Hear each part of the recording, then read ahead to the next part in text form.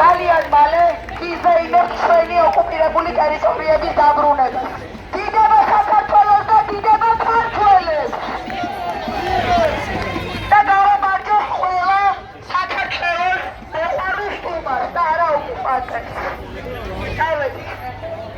აი ეს პარლამენტზე დიდი მადლობა ჩვენ